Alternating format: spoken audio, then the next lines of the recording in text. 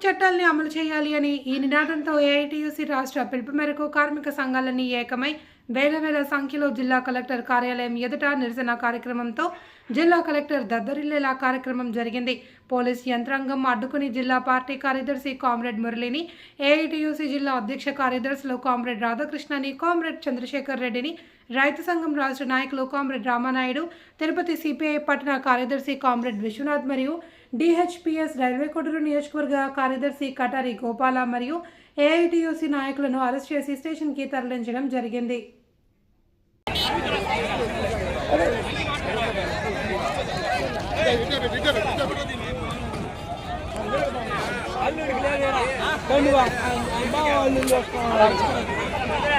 దయచేసి అందరూ కూర్చోవాలి.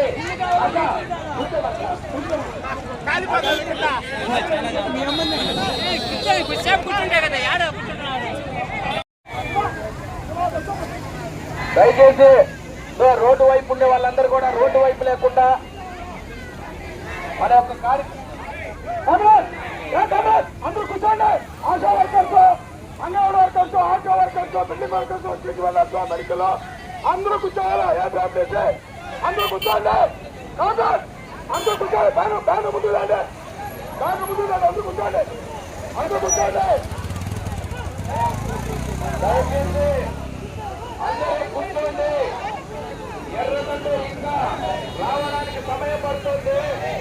అందరూ కూడా మన యొక్క నినాదం కలెక్టరేట్ కార్యాలయం వద్ద ఉండాలి. అందరూ కూడా ఒక్కసారి పిడికిలు ఎత్తి మన కార్మిక సంఘం నినాదం ఇవ్వాల్సిందిగా అందరికీ విజ్ఞప్తి చేస్తున్నాం. సరిపోరా పక్కన ఉంటే పోలీసు ద్వారా అనుకునే పట్టారా.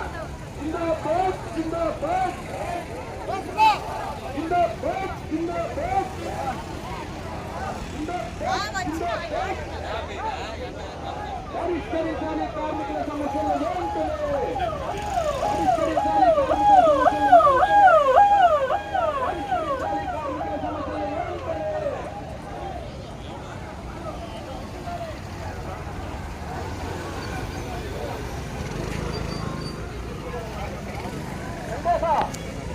ఆటోలు కూడా అందరూ కూర్చోండి. అందరూ కూర్చోవాలి. లీడర్లందరూ వాళ్ళు ఇక్కడ వెనకాల ఉండే వాళ్ళు కూడా కూర్చోవాలి. కార్తీక్, వైఎస్ మణి అందరినీ కూర్చోబెట్టండి. ఏం నిలబడకూడదు.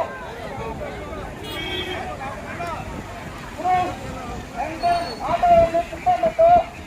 బాగా ఎవరు కూర్చోబెట్టండి. కూర్చోవాలి. ఏం నిలబడకూడదు. కూర్చోండి.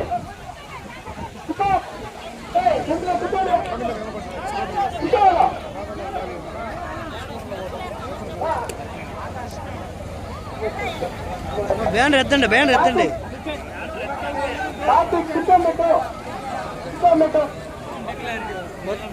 కొంచెం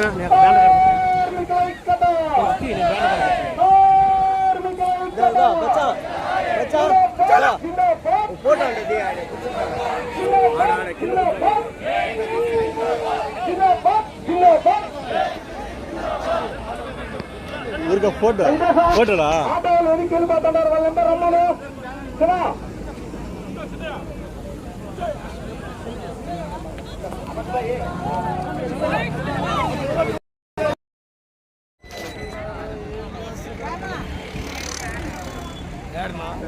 ధన్యవాదాలు.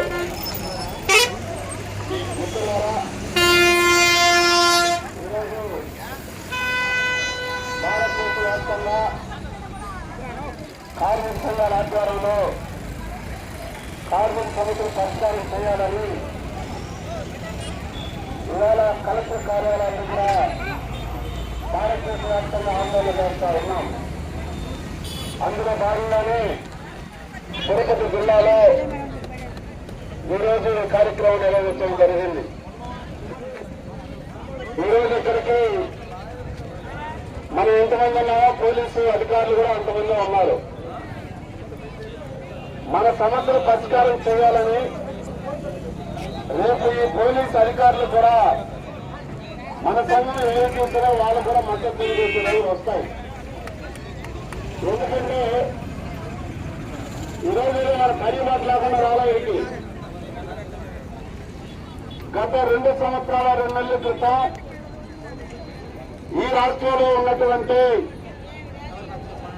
ఈ దేశంలో ఉండేటువంటి నరేంద్ర మోడీ, ఈ రాష్ట్రంలో ప్రధానమంత్రి, ఈ రాష్ట్రంలో కూటమి ప్రభుత్వమైనటువంటి చంద్రబాబు నాయుడు గారు, లోకేష్ గారు, పవన్ కళ్యాణ్ గారు ముగ్గురు కూడా పాదయాత్రలు చేశారు.